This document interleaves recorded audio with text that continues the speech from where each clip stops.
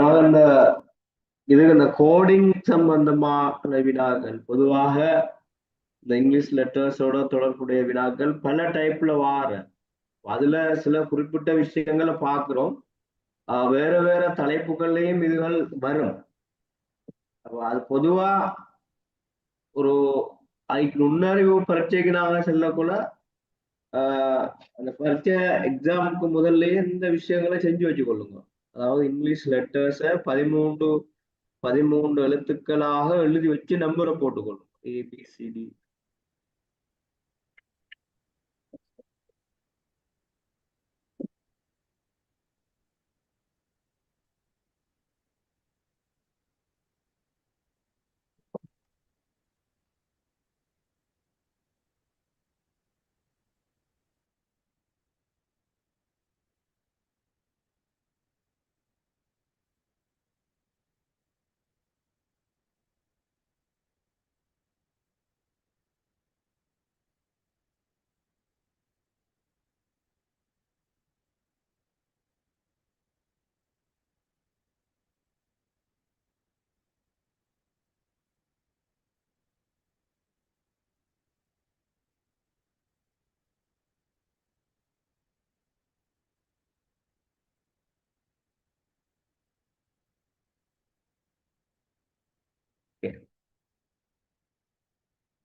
சில சந்தர்ப்பங்கள்ல இந்த நம்பர்ஸ் ரிலேட்டடா கேள்வி வரும்.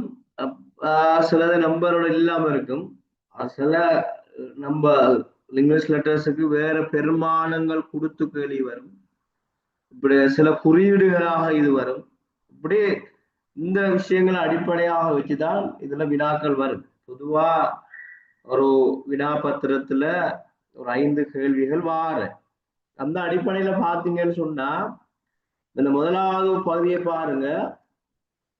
1 தொடக்கம் 5 வரை உள்ள ஒவ்வொரு வினாவிலும் ஆங்கில அகராதியின் எழுத்துக்கள் ஒழுங்குமுறைக்கு ஏற்ப ஒழுங்கமைக்கப்பட்ட எழுத்து கூட்டங்களாக 4 தரப்பட்டுள்ளன. அவற்றில் 3 எழுத்து கூட்டங்களின் எழுத்துக்கள் அமைந்துள்ள ஒழுங்கு அது ஒரு முறைக்கேற்ப சமனான தொடர்பை காட்டுகின்றது. அவ்வாறான தொடர்பை காட்டாத எஞ்சிய எழுத்துக்களை கூட்டத்தினை தெரிவு செய்து தெரிவினது இலக்கத்தை புள்ளிக்கோட்டின் மீது எழுதுக என்று இருக்கு. இதுல பாருங்க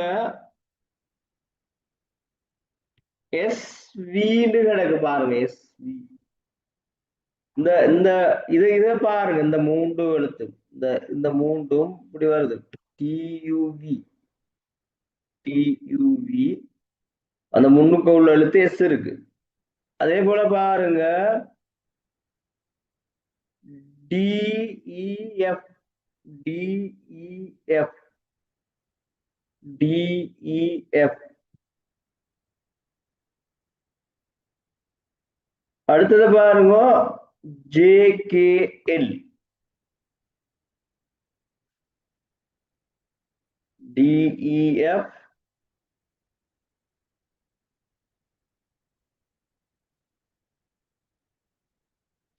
அப்போ இந்த 3ம் ஒரே மாதிரி வருது. ஆனா இங்க ஜி